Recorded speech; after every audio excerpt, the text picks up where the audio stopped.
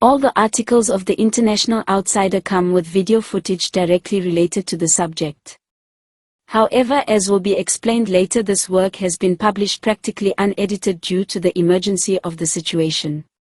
Some were shot in relation to the article. Others have been included to fill the gaps. Some extracts come from pictures of our town Kempton Park, others from the parody movie, Saving Private Milo, that we intend to publish on the internet somewhere next year. The story of battle stations, or the time the International Outsider thwarted an illegal attempt of entrapment. By the journalists of the International Outsider. A question that is asked to us in everyday life or on the internet is what exactly battle stations is, a video which automatically precedes the publication of any of our articles. The answer is complicated, so we decided to do an article on the subject. For the second time in under a year, one of our articles started out as an explanatory one but then turned out to be one much more complex and sophisticated than we assumed it would be, a bit like last month's article on the African Space Agency, Quo Vadis AFSA, where is the African moon lander? The story behind Battle Station turned into a flagship article. So, buckle up, there are a few pretty funny, quite incredible and ugly things that will follow. The article became instead one where the interviewer became the person interviewed. One which is closely related to the Outsiders Part 3 and the Outsiders Part 3A, where we related instances of internet fraud and the strange roles that are played by the secret services in their relationships with the fraudsters. We left this work mostly unedited as after fruitful discussions, we found that it then was more real. The article is separated into several disparate sections, which are a brief story of battle stations, an interview with Deep Throat, an interview with Julia Brooks, an interview with Anton Komarev. The audio section carries parts of the real voice of the interviewer, but the other voices were specifically modified by our AI as a precautionary measure for those of us who are taking a serious risk with their security, their freedom and their lives, as well as those of their nearest and dearest. Except in one or two instances, because we were taken by time, all the voices have been dubbed by AI. However, the voices of Stephen Martin, Anton Komarev and others can be found on Astrovobot Julia's YouTube channel if anyone is interested. It is a token precaution but very important for those who have not appeared on YouTube. The following are used to indicate the people participating in the interviewing and being interviewed, and concern mainly the readers of the article. AK for Anton Komarev. SM for Stephen Martin.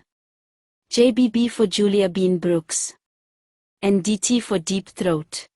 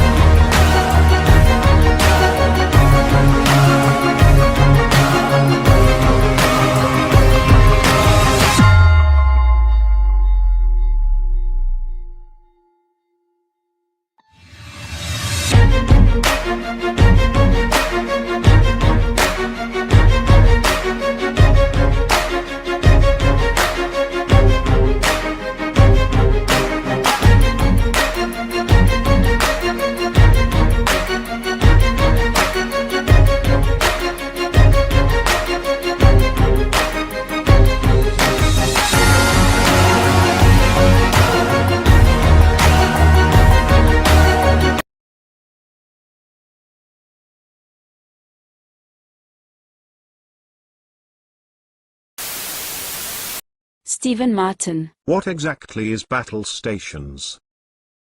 Julia Brooks.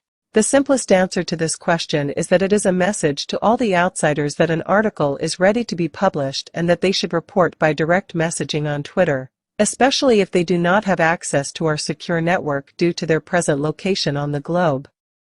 But that nice answer hides another truth. A few years ago, the international outsider found itself attacked continuously on a regular basis. At one point, we had tries at infiltration almost twice a day. We wanted to be able to be in contact with our people without the possibility of people hostile to us to being able to understand anything.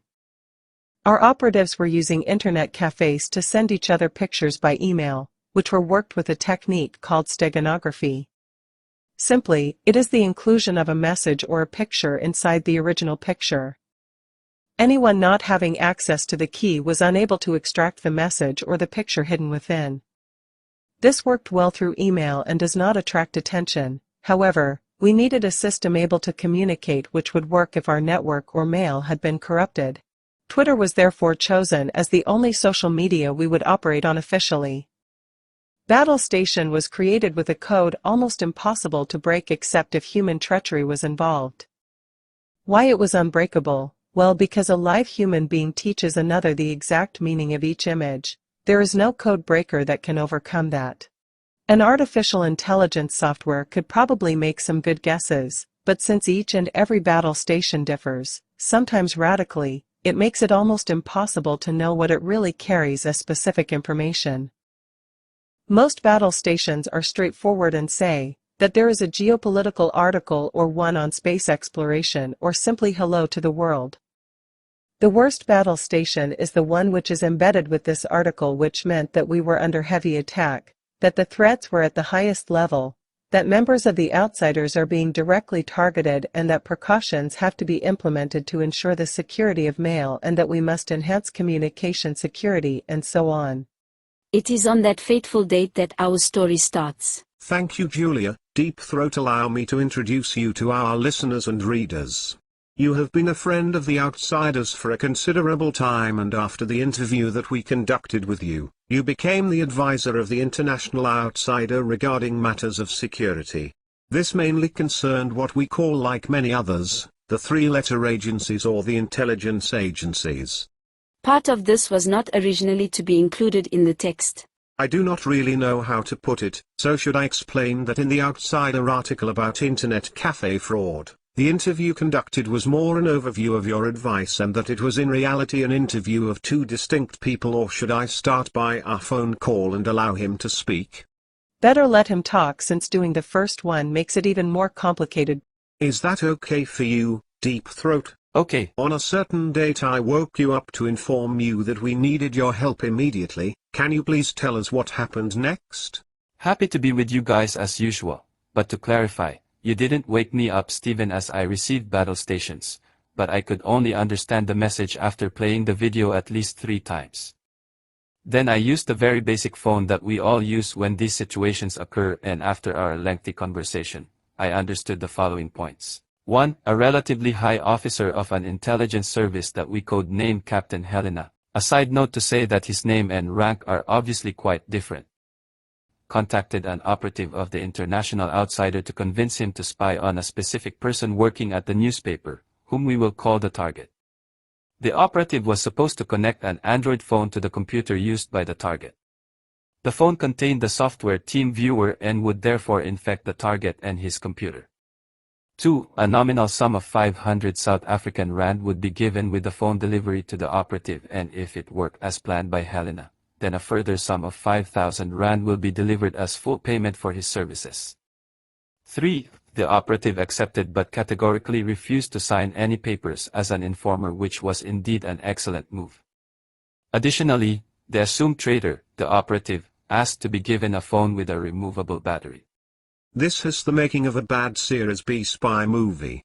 You do know that Captain Helena asked the operative why he wanted such a phone, and the operative said, "Because I do not trust you." Absolutely, Steven. Why did that not ring his alarm bell as it rang mine instantly, and the idea popped into my head that this entrapment was not your usual one. The deal was supposed to be done the next day, leaving you little time to mount an effective defense. I drove later in the night to what was supposed to be the place where the exchange was to happen to scout it out. Upon returning, I called Julia asking her what she knew about TeamViewer, and our conclusions were similar. TeamViewer is legitimate software allowing several people to work together on different computers so they can interact, capture screenshots of each other and do other things. Obviously, you have to agree that your computer is part of the network which they can access. There are many videos on the net about ethical hackers targeting fraudsters, often based in India. In these videos, the hacker is the one being hacked, and instead of him turning your camera on, opening your files, you instead send him into what is called a honeypot. He thinks that he is in the legitimate computer, but rather it's you who took total control of him. Julia informed me she was fully capable of doing exactly the same thing. Those who fight monsters must be careful not to become monsters themselves, because when you look deeply into the abyss also looks deep inside of you. Here we are, and I could not have put it better, but I sincerely doubt, Stephen, that Captain Helena has ever read any philosophy in his life, even less so Nietzsche. What bothered us both was them using TeamViewer. Why would the Secret Service make use of such a basic tool? There were a few possible reasons. Helena was mounting a low-cost operation. He was known not to be technically savvy and was barely computer literate, so it was quite possibly the case that he generically calls every software of this type TeamViewer, and what we were facing from them was essentially something much nastier indeed. What was the next course of action that transpired? I requested your backup storages from your station found in South Korea.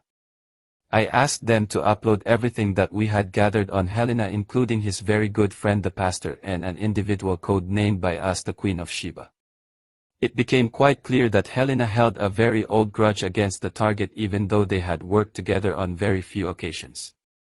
The pastor was an excellent friend of Helena and was oddly close to him, which meant a long-standing friendship or a long-standing association of their families. The pastor often talked far too much concerning the Queen of Sheba. It was even more interesting because he was the major mastermind behind a bank fraud, who however didn't find himself behind bars and was one of their close friends. The target once complained about Helena to his superior. The pastor is definitely not on good terms with the target, and the Queen blames the target for denying him his justly deserved share of several million rand from the bank fraud he had organized.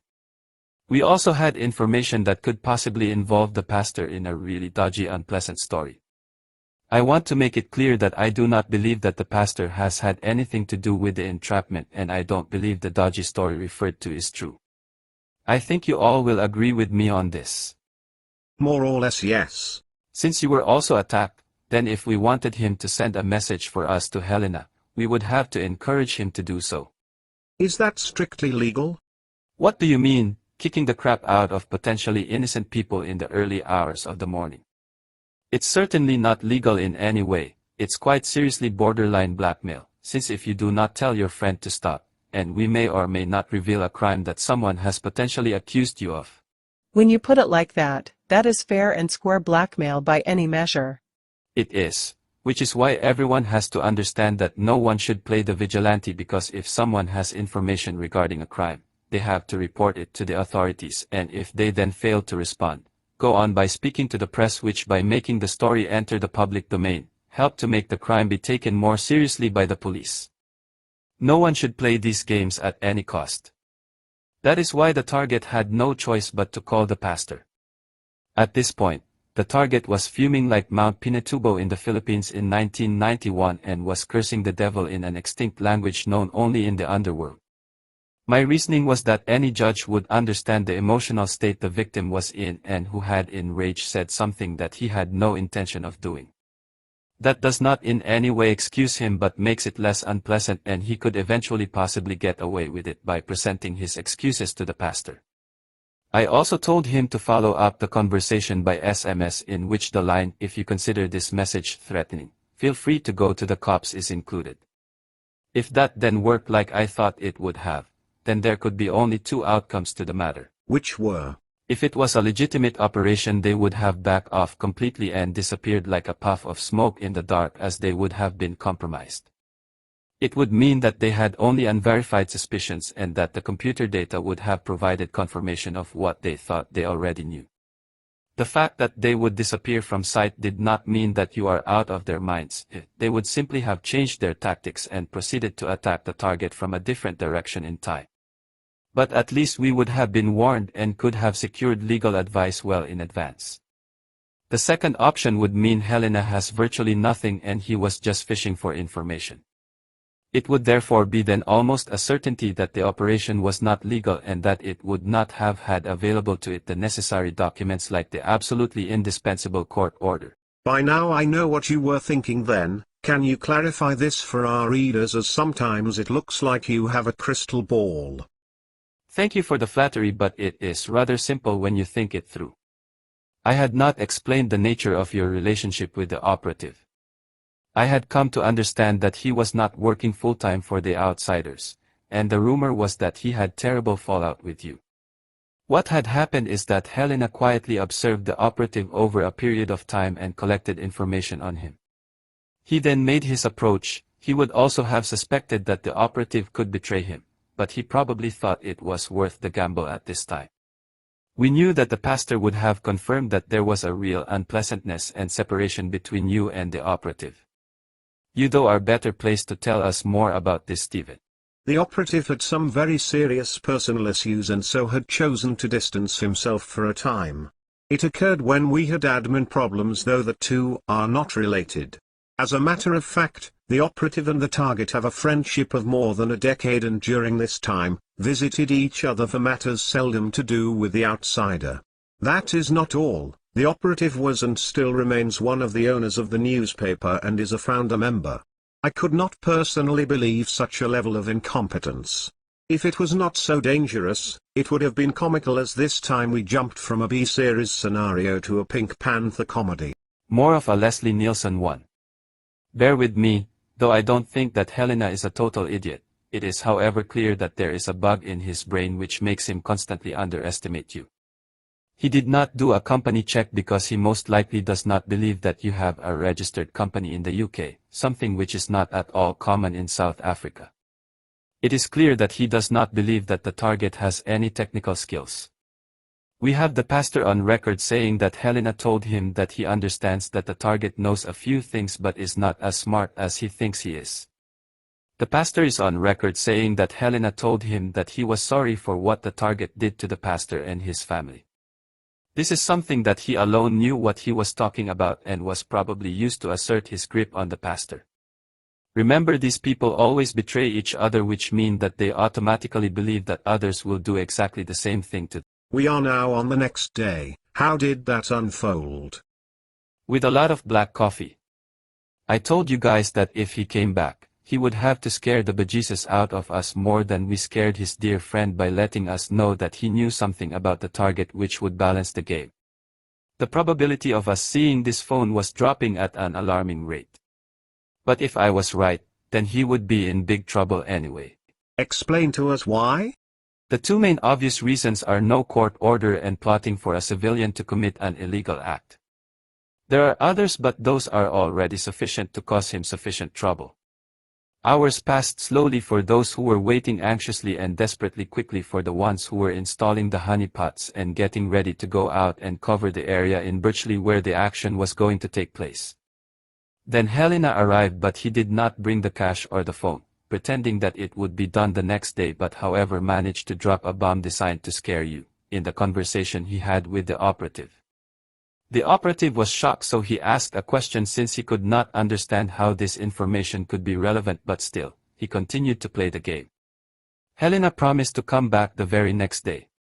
I was personally relieved, but there still existed the possibility that he had other cards up his sleeve, so I decided to shift instantly to the offensive. Firstly, without telling anyone else, I asked the target to get ready to go to Birchley in full combat gear, mobile phone, camera, the lot. I asked him to arrive there well before the appointed meeting time. I was not blowing up the game because there was evidently no game. What I wanted him to do was to mark any potential scout of the intelligence service and make them clearly notice that he saw them. You were absolutely right. I was there. I was there before him and was wondering what the target was doing there speaking to the operative, but I did not ask either of them. And as night follows day, Roughly 1 hour before Helena arrived on the scene, a suspicious white backie with the classic, white Caucasian wearing the white shirt with a short military haircut appeared. He clearly noticed the target and saw that he had been burned. The target even captured video of the scout with his tablet, and soon afterwards, the target left the area. The presumed scout then followed the operative in a way he obviously thought was extremely subtle. When the operative went to KFC, the scout followed him and entered KFC, checked the menu but did not buy anything and then went out when the operative left. You definitely made some accurate predictions. Don't get me wrong, flattery goes a long way with me, but that was not rocket science. As you know, Helena came by and said yet again that the delivery was postponed. I knew we will never see this phone, but I felt that we had the advantage, so I asked the target to go and lay a charge of entrapment against Helena. My aim was to have some sort of paper or record trail. I knew or hoped that the target would fail but would collect sufficient evidence so that he could genuinely prove he had attempted to do so, evidence like the name of the officer at the front desk he had talked to. I was by now fully convinced that Helena was full of wind, but there was still a slight possibility that Helena could hold some damaging information that could impede the target's freedom of movement. I therefore decided to write the main points of a letter to be delivered to Helena and signed by the target. I wanted to inform him that we knew what he was doing, that we would make sure to thoroughly check and cross-reference court orders, assuming that there are any, and so ensuring him that he won't be able to escape his legal responsibilities. I wanted the letter to be delivered by a competent recognized authority. I explained that we were ready to go fully public and take our responsibilities in front of a court of justice, something the services dislike intensely. We prefer to be in the clear rather than to have imbeciles hiding behind the next tree playing cloak and dagger games. I suggested that the paper should be delivered by the sheriff of the court, as I was still after provable paper trails. I was not sure that it could be done, but we had to attempt to do it. As it turned out to be, we decided to keep costs low, and instead of having to use the sheriff of the court to deliver the letter, we went to Postnet, who delivered it officially for us. However, though they tried to deliver the letter, it was rejected at the address, and we await its return to Postnet to further clarify the issue. We used the tracking system that was provided by Postnet and observed, from a screenshot we captured, that a certain Patricia received the letter. The next day, however, this was cancelled, and the Postnet delivery operative called the local Postnet office we had used, and said that there was no one of this name at the address. After several days, our operatives retrieved the letter from Postnet. We know of course that this was the exact address of Captain Helena, and we also know exactly where his workplace offices are located. We will follow this up again, and whether he likes it or not, he will receive it. I want to add that Helena appears like the last village idiot according to our description, but your record also says that he is not immune to using violence, which he makes others accomplish while watching from behind his tree. A dangerous individual indeed, the stockpile we have on him, and referring to stockpile is far off being an understatement. It is full of very unpleasant events. Yes, and pushing him too much could result in a disastrous circumstance, which is why I wanted the sheriff to deliver the letter so that there is no possibility of him accusing us of blackmailing him or him thinking that he could resort to violence to sort out his troubles. Absolutely fascinating. Thank you, you deserve every cent that we never paid you. Thank you for the exciting late winter evening, Stephen. Julia, you are the curator and the one who allows all of us to operate, at least concerning this station. Tell us rapidly what your intentions were if this phone had been delivered. Firstly, I would have lifted the fingerprints. It is not rocket science, you know, and there is plenty of media out there which explains the why and the how. Then we also operate several honeypots. All these calculators are honeypots. When scanned, these machines operate a modern operating system like Win 10 or 11, but actually the calculators themselves are very old. You can see this calculator has 4 GB memory, plus it's a DDR2 800 in dual channel. This one is a Intel Pentium dual core running at 2.2 GHz. As you can see, it is running on Windows 11 Pro. In terms of computing, this computer is the Magago of Magagos because this machine is debloated. In other words, I prefer to say it's a watered down version of Windows. Like Tiny 11 if you want. With that one, I debloated it myself. As explained in the video, I refer to computers as calculators as at the start. All electronic machines performing these tasks were called calculators while humans were designated as computers because of their abilities. In fact, I debloat the operating system of the computer and it makes a perfect honeypot running like a genuine administrative account. Originally, these honeypots were meant to trap an intruder, but for someone who has invited himself inside the system, I will do things differently. After clocking the hostile hardware in a bogus network, and defining the IP address after the handshake, I would have forwarded this IP to all the YouTubers who fight scammers. It is irrelevant if I knew that this scammer was a genuine captain of the intelligence service. I do not really care if at this moment the intruder, the hacker, was from the intelligence service of the most powerful country in Africa. Their computers would have been targeted, locked, and destroyed. I want a judge in the country of Madiba to tell me that Captain Helena, a vicious pervert, has the right to see me in the simplest apparatus because the computer that he targeted is also connected to mine. My question to this judge is, what does Helena do with all this footage after he has trapped his target? Does Captain Helena satisfy himself? Does he share it with the Queen of Sheba or the pastor or what? An interesting insight, absolutely clear. Can you please tell us what are the other procedures that you put in place for the defense of the international outsider? Well, at this level, there is nothing much more to be done. In my case, if it was to come to that, I would have resigned and focused on Captain Helena so that he knows if ever he gained this victory, the game is not over. I would also like to add something in relation to what Deep Throat said, notably that the target is not as smart as he thinks. A great part of what I know concerning modern computing has been taught to me by the target. Oh, I was also born among computing machine and new languages like BASIC, Fortran, COBOL, etc. But with the target, I learned to immerse and understand large languages models. I indulge myself now in coding in R, infiltration or brute force. Yes, we may not know sufficiently, but we surely know more than the third grade's peripheral bandits that the service employs. Third grade, because the intelligence services will prefer to spare the money for more important things, like the so-called state security reasons. Another way to imply operations that ultimately fill their pockets. Yes, our computers are not as super-duper as theirs. But on one thing the pathetic fool was completely right. Without a plant or a treacherous USB directly connected to our genuine network which works strictly on Linux operating systems. A system that never, ever get on the internet.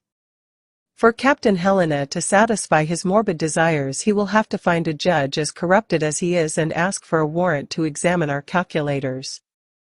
And in any case, even so, he can kiss the place that the sun does not shine on, goodbye.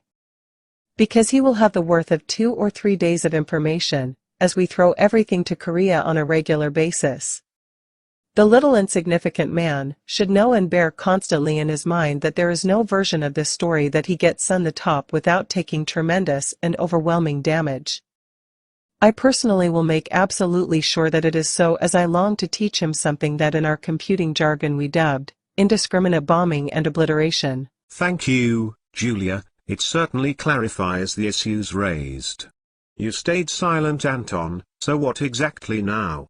Look, like many of us if not all, this affair has taken its toll on me. One thing that I have to say is that despite the fact that everyone who knows me writing about astronautics, history, astronomy, and hard science in general, my main degree is philosophy of science. I have others, but that first one equates to me like what a first love is to a man or woman. By now, we had all decided minutes ago that we will publish an unedited version of this article, so I am sorry for our readers due to the realities of my first love. I unfortunately will be long in my explanation. I will start by the why we are doing this article.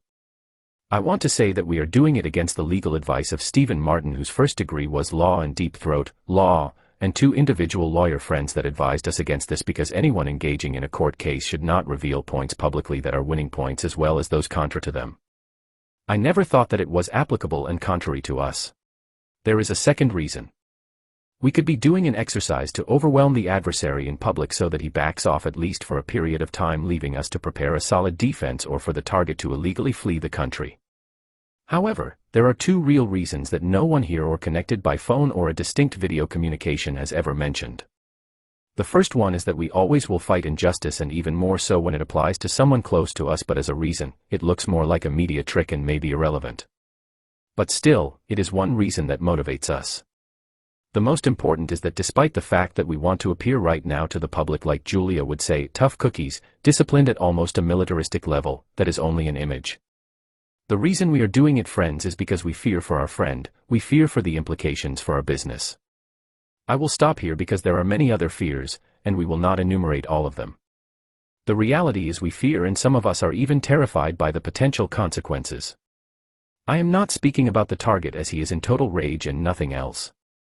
The worst movie of science fiction I have ever seen in my life, of which I have seen hundreds if not thousands, is called After Earth. It stars this tall black guy. What's his name? Will Smith, the dude who clapped the other guy in the Oscars ceremony because of his wife. That's him. But, I remember him better kicking the arse of an alien and smoking a cigar afterwards. Anyway, like wisely the Oracle of London always says, despite the atrocious rating I give to this movie, there is however one line in the movie that personally I think is one of the greatest lines not only in a science fiction movie but in all movies ever. I can't quote it exactly, but it goes like this: fear does not give to a man anything at all, there is no single advantage to it, none. Do not get me wrong. The Prince of Bel-Air continues, the danger is absolutely real, but fear in itself, my friend, is totally pointless. Let us look calmly at what we can be accused of. First, you personally, Stephen, how many times in the past year did you hear that we are fraudsters? Countless. And from where did it come from mainly? Mainly from cops, police officers, both from SAPS, South African Police Service, and EMPD, Ekurhuleni Metropolitan Police Department, many of whom I regard as friends and acquaintances and with whom I interact daily. Obviously, we are not fraudsters. It is the usual way the intelligence services act when they want to knock you down, and in South Africa, despite their avowed independence, they are still beholden to Western powers. We represent an independent voice in the wilderness, one they want to silence. Second question. We could produce a lot about that, the fraudster thing. But I want you to tell the readers what we've done against the internet fraudsters, the Yahoo boys and others. Firstly, we uncovered and thwarted an international bank fraud in Lesotho which also encompassed South Africa. It was for 50 million South African rand and involved the relevant authorities of both countries who we worked with to prevent the fraud succeeding and enable them to catch the perpetrators. Secondly, the so-called Tariq affair, which involved large-scale bank fraud and included people from Morocco and across the globe. It involved millions, actually billions of South African rand and encompassed car chases, guns and extreme nastiness, and even the untimely death of one of the key players. It also included the closing down of a major server in Pretoria. Then there was the whole Yahoo Boys affair, which involved the Nigerian scammers, who profess love online through various internet dating sites like Tinder. Once they have the lady snared, sometimes it's a man. They then fleece them of their money by coming up with semi-plausible reasons for the victim to send it to them, using an elaborate series of bank accounts to clean it and make it virtually untraceable. The scammers are not only Nigerian nationals, but the term is used pejoratively. Staying still on the fraud subject, do you know exactly where these rumors originate from? Well, before Helena started to play games, we were already in R&D, if I can put it like that. At this time, the internet cafe was a thing across South Africa and the African continent in general. With your help and 2 others, we thought about a system which would connect all the cafes and allow them to communicate. For so doing, we created the Internet Cafe toolbar. The system did not only allow communication but also boosted the presence of the cafe on the web, as the software was individually uploaded on a website carrying the name of the cafe. As the cafe users accessed the internet through the toolbar, the bandwidth generated, and the clicks were insane. The smallest cafes were collecting 2 to 3 gigs of traffic per day. One only had to type Internet Cafes in Africa for our websites to pop up in the very first places. We were really doing well. At this time South Africa was unfortunately experiencing xenophobic troubles resulting in sporadic riots. Those cafes were generally operated by foreign nationals, as some are still nowadays, since there are still some of these businesses resisting extinction in the country. But the clients are from across the spectrum of the society. With the toolbar, the internet cafe owners had an automatic independent way to warn the others if trouble was approaching. Back then as today, our focus was students and kids who were among the majority of the clients, researching for their homework, printing CVs, etc. We wanted them to be warned swiftly and to get out of the way of potential riots. At a moment, we operated some 40 cafes and had a few outside the country in the Ivory Coast, Lesotho, and others. We also offered the toolbar completely freely to the owners, and you can imagine the results on our main website. We were really at the top. That sounds great. What happened? Good question.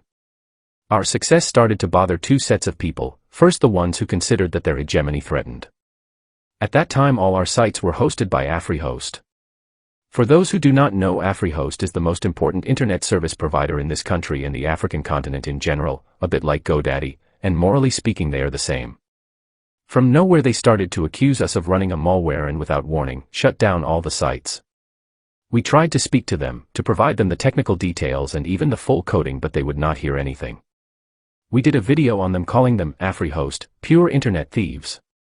We did not forget AfriHost, and we told them many times that we will revisit the case, and as you know we have the memory of an elephant. But there were other players, Anton. Yes, for me to achieve perfect integration of the cafes, I had to clean all the operating systems and deal with all the bottlenecks. In so doing I came upon several spywares leading to the usual suspects. I got rid of them, which evidently did not please the watchers. Suddenly from nowhere stories about us doing fraud started to get out. We know the game, we are called the outsiders, we have been beaten on the back so often that we do not notice it anymore. But we swore that it was the very last time. That was when we set out to get an organization whose administration, backup storage and main operatives would be situated in different countries, making it difficult for a lone actor, powerful as it can be, to knock us down. We will take on anyone who thinks he is above our unimpeachable rights. If I may add, the toolbar survives. We put online since few years already, the astronomy toolbar for PC. It targets students, astronomy nerds, and others. Since its conception it has received thousands of visits and carries on one page some 350 links. At this very moment I am working with the target to update it on a regular basis with our own homegrown AI. Once the proof of concept reveals itself sound, we are preparing a surprise for AfriHost and the mainstream media in general. It will take some time and more studies as well as investments, but we are confident that soon we will have a breakthrough. As we always do. Thank you, Julia. Thanks, Stephen.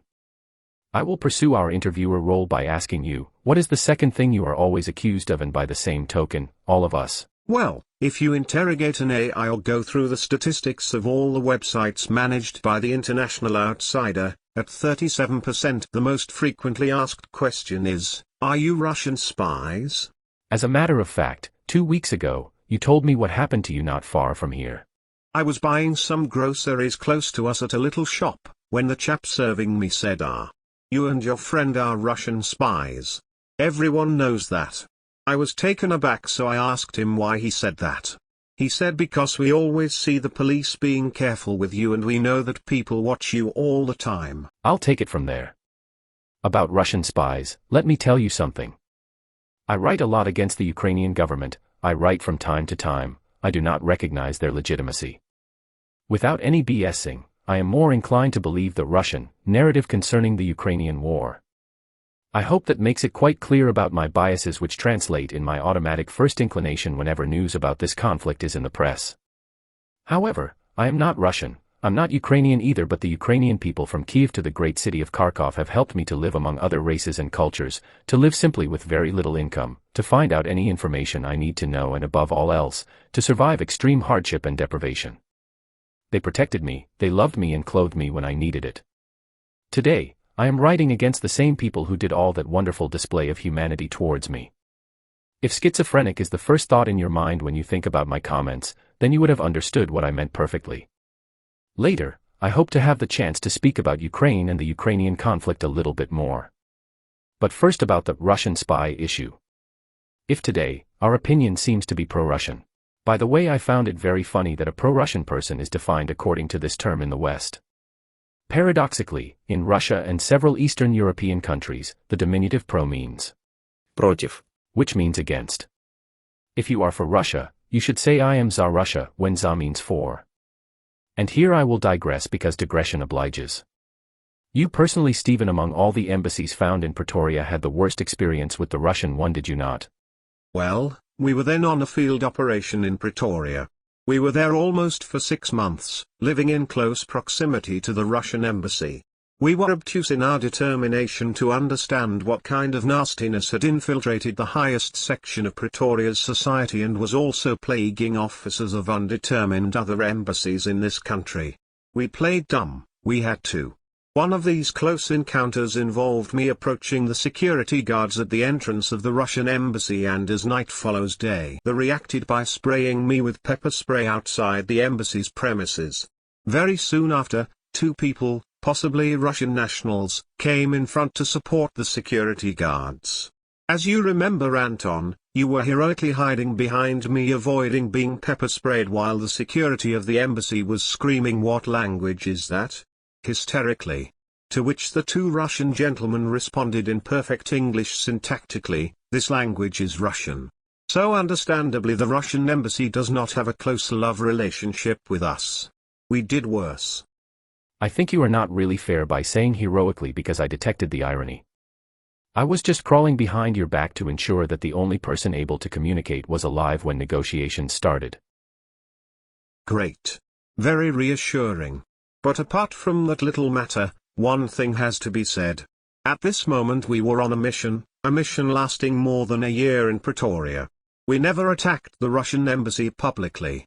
Concerning embassies, we wrote to the American embassy in South Africa, in regard to the issue of Gonzalo Lira's incarceration by the Ukrainian SBU. He was an independent journalist. We then responded to what an influencer of the independent media was saying. The man's name was Brian Beletic. You do not have to agree with everything that Gonzalo said. The fact is, about Ukraine, he is exactly spot on. This not an exact quote. Brian also said, "Speak to your rep in Congress about Gonzalo. Make a noise." We answered to the call.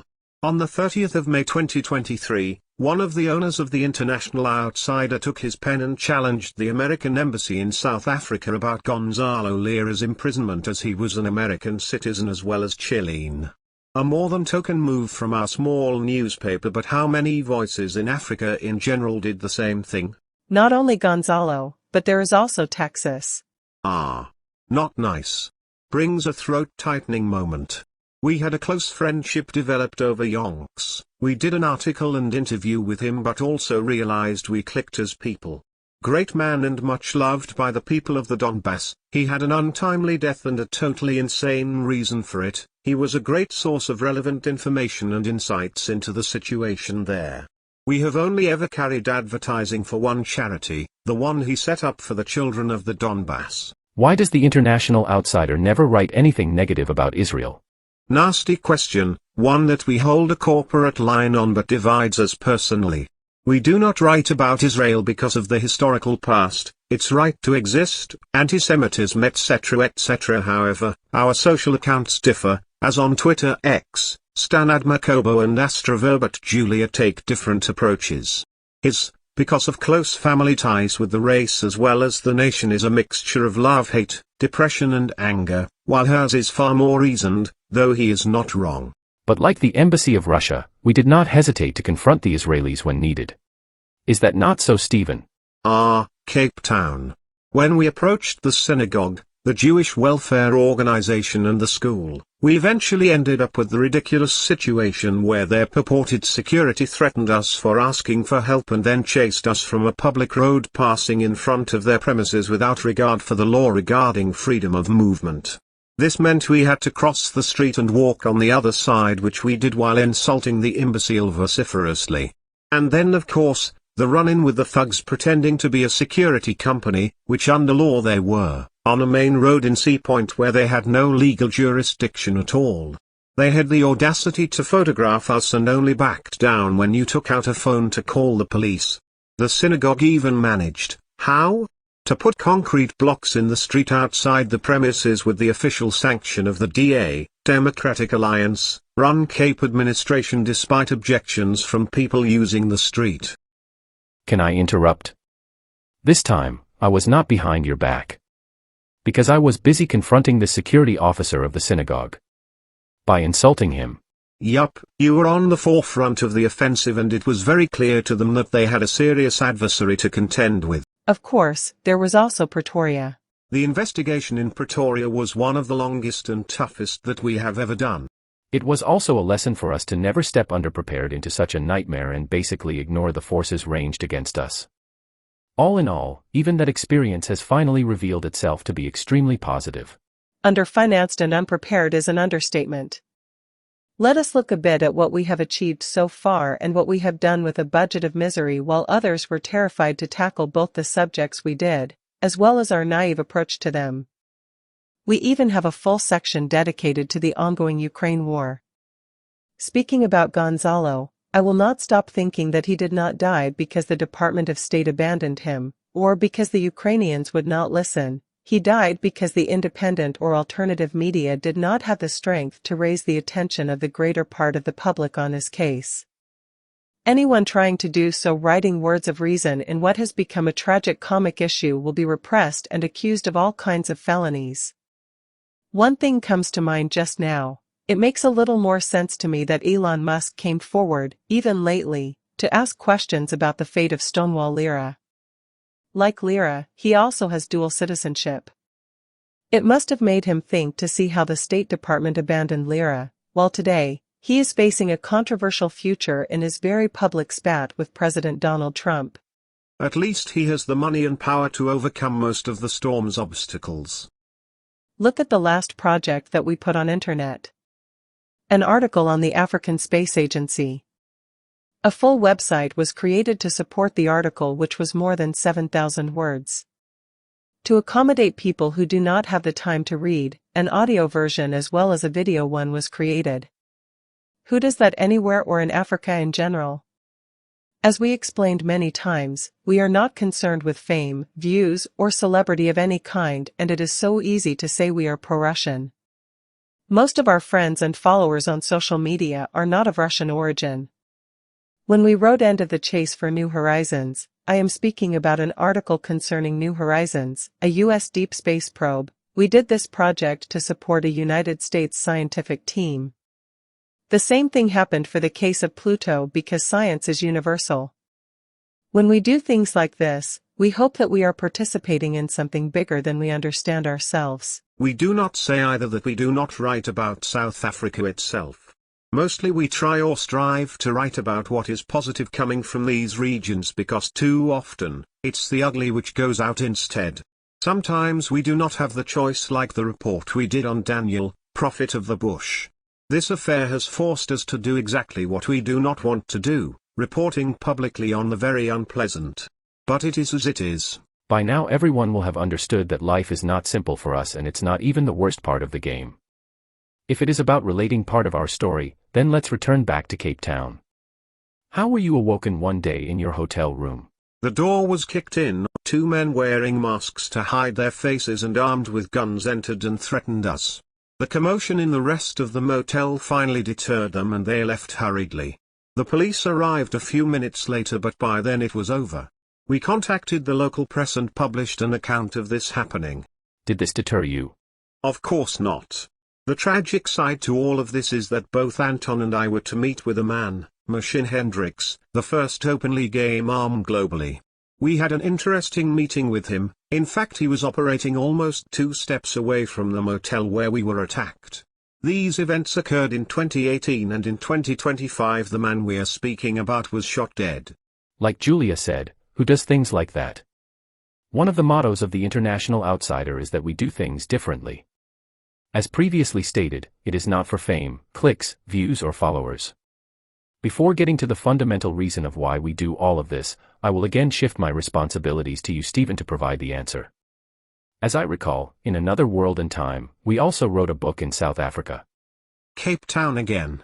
There are so many instances of strange happenings in Cape Town that we experienced involving cloak and dagger players and bizarre semi-legal issues.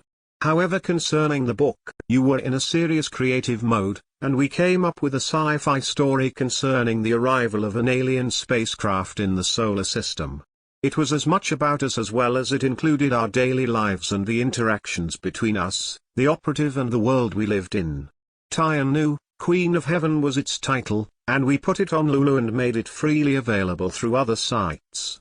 Creative mode, yes, but one fostered by necessity. If you remember well, as I am sure you do, we were then infiltrating another gang of Nigerian nationals, though I want to stress that we had excellent relationships with several Nigerian people, as we still do now.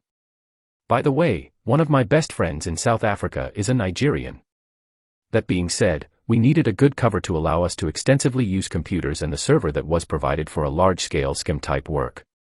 Also provided were lists of bank accounts, and implicated were Nigerian nationals, South African ones, and a wide variety of the international criminals from the global zoo. This book was not produced for celebrity or anything of that kind, which is why we signed under the pseudonym of Piotr Clinton and Donald Stanovich. At the time, we used these pseudonyms because of the two candidates for the White House, Hillary Clinton and Donald Trump. The book itself, at least its science fiction part, was written quite thoroughly, and the scientific and technology part of it was decently researched. One of the marks of the International Outsider is that we also fully research and so can back up our findings on the subjects we write about. The most interesting part maybe is the day-to-day blurb that we interlaced in the main story, a step-by-step, almost a day-by-day account of what we were living in Cape Town. Also, as I explained before, it is an account of our fears, though someone has to be able to read between the lines and detect the nuances. But it also fits like a Lego block in the structural complexity that is the International Outsider. Because one of the three main mottos of our newspaper is, what is not written does not exist. That is why anyone can go through all our websites or through the internet and piece together all of our story, or subsequently the story of the International Outsider. As another proof that we do not want to have anything to do with clicks, subscribers, or followers, we upload this book almost unedited. We have long lost the account details allowing us to manage it. It was a cover story for something else, but today, it stands strangely as a witness of what we lived then. Thanks, Anton, you refreshed my perfect memory. As you well know, I can be vague, scatterbrained, and forget things quickly, having to put tremendous effort into recalling them. Earlier, you said you wanted to return to the issue of Ukraine. I forgot why, so can you refresh me, please? The matter could seem unrelated to the conversation, but at least it could give grist to the mill of Helena and build his case of me being a Russian spy.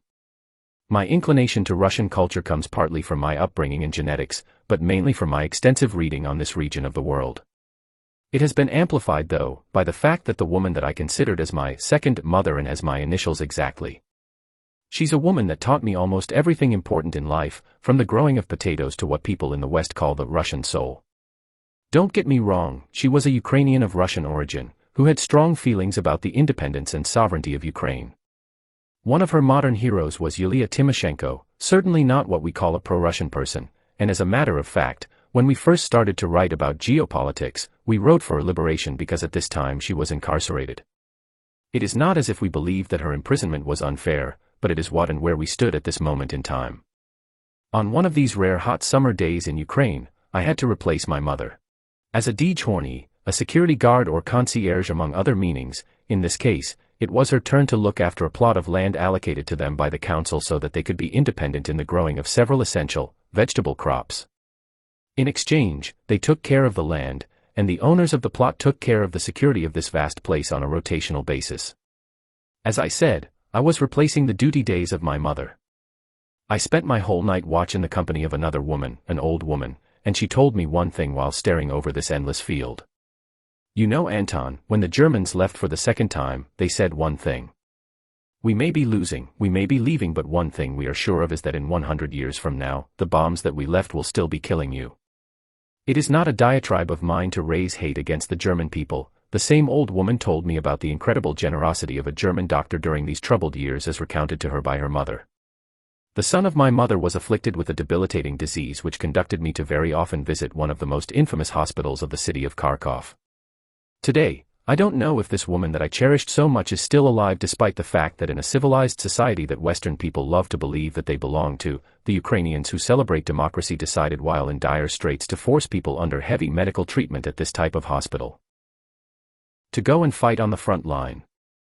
You maybe will not believe me, you maybe think that we are just repeating Putin's talking points, but at the International Outsider, we tend to take our information from the horse's mouth, meaning from the farmer who has a clear knowledge of the direction of the bomb or artillery shells devastating his land. I cannot hope that a man with such intellectual mediocrity as Captain Helena could ever understand what motivates the members of the International Outsider, as he is on record as once saying that the USA gave us Coca-Cola, KFC, Beyoncé, and Hollywood. What has Russia given to us? Kalashnikovs and nothing else. When I think about it, maybe there are some grounds for us to be called Russian spies because, as you know guys, once in my life I was very close to Vladimir Putin, physically close. I was at 15 meters from where his delegation was passing by. I was on that day sitting in a detention center while his motorcade was flashing past nearby in the city of Kharkov. I was not sitting because of my well-known nefarious activities but for one of these youthful stupidities without consequences. What stunned me at this moment was that inmates, and even Azerbaijan nationals incarcerated there, were hoping that the arrival of Vova, as they affectionately call the Russian president, would provoke an amnesty which would free them in the city. That I found very strange, the trust that they seemed to put in this man, and I decided to know him better. I have never regretted my decision since. To this day I kept contact with the people with whom I shared 3 days in a cell. They came from all the countries of the Soviet Soyuz. I was the first one to be out because my second mother, a mechanical engineer with an intelligence surpassing far mine, came to pick me at the station and let the cops get it in between the ears. I was not spared either. But nothing can replace the memory of the taste of the coffee on this harsh winter morning, when we finally arrived to the Khrushchevka that we called home. Captain Helena hopes that we have some skeletons in our cupboards. What he does not know is that some people have mass graves in theirs. I am not so sure that he does wish to deal with that. So, if Russian spy it will be, so Russia spy let it be.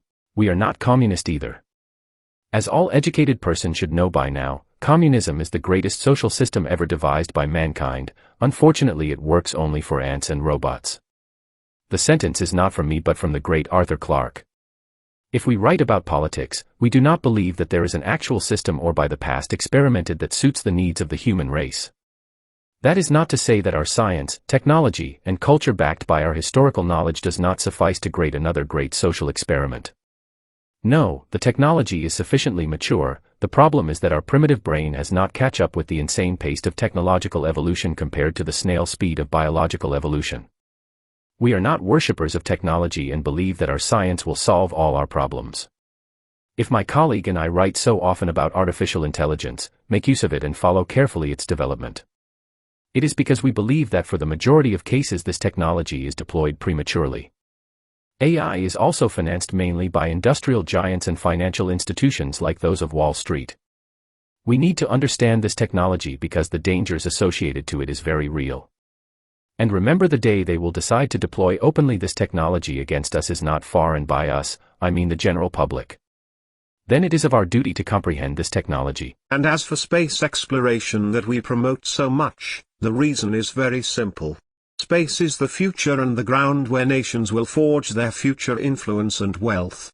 Today, like you said in your last article, Anton, Africa has launched less than 70 satellites in orbit compared to the 10,000 launched by other nations since the beginning of the space age.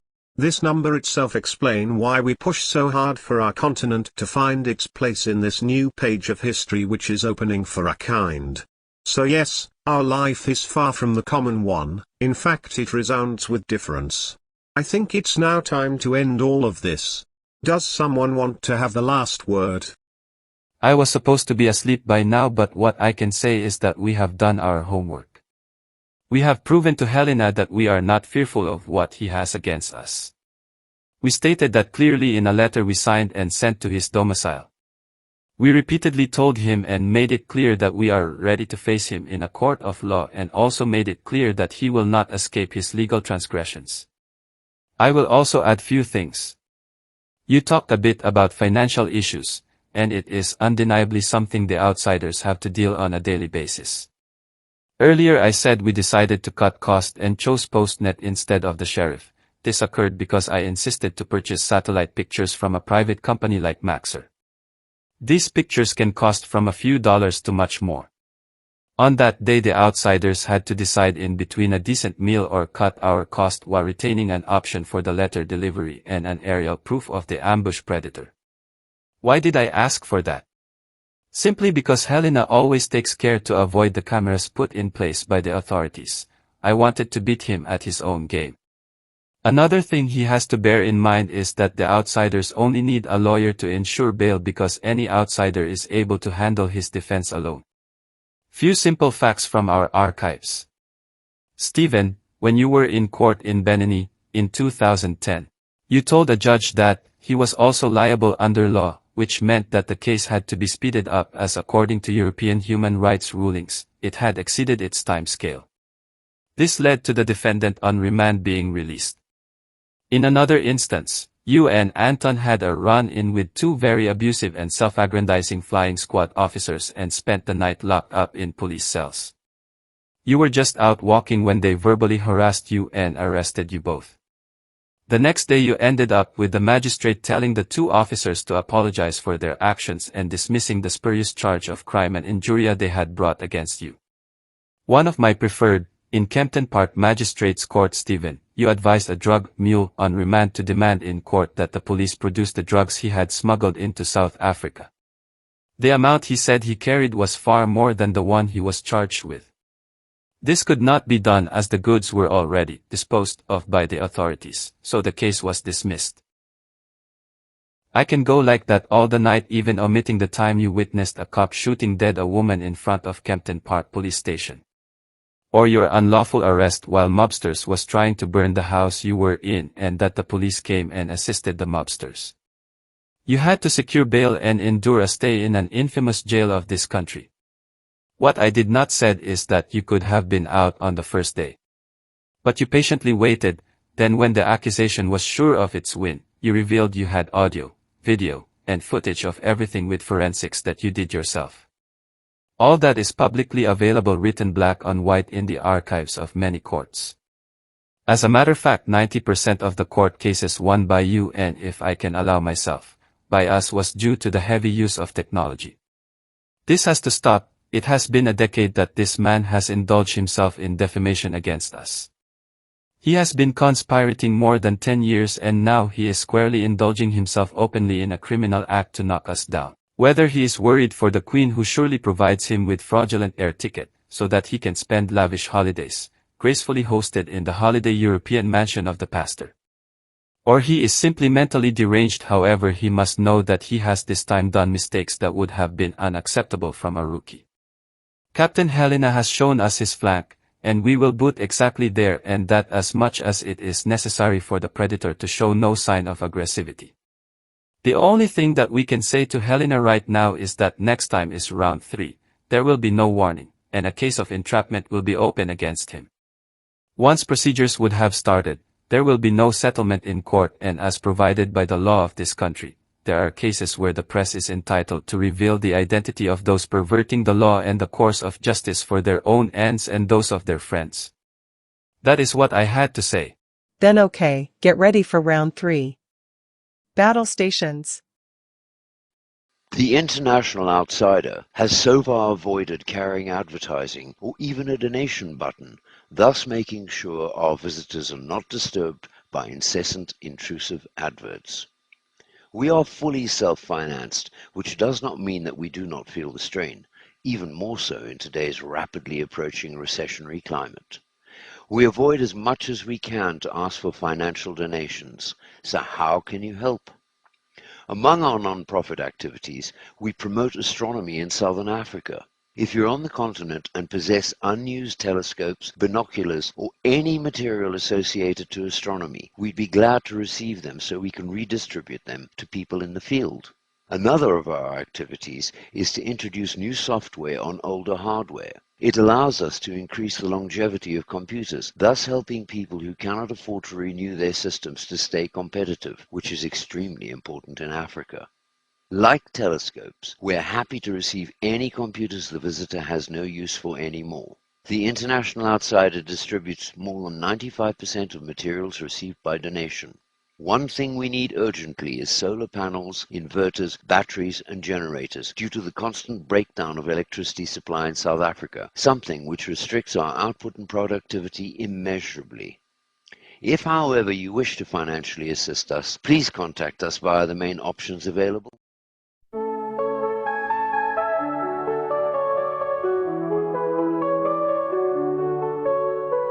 No more carefree updates, silence ever after. Walking through Calios, tears in my laughter. Here's where the story ends. This is goodbye, my friend. Logging in, logging off, circles that never bend.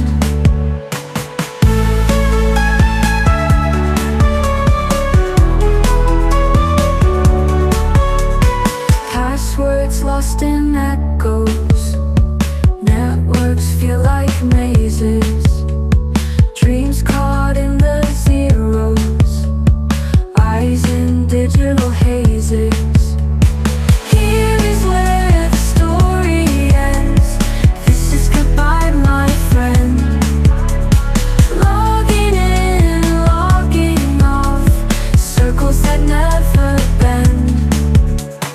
Ghosts in the machine now, haunting every bite, trying to find the somehow, fading into night. Here is where the story ends. This is goodbye, my friend. Logging in, logging off, circles that never bend.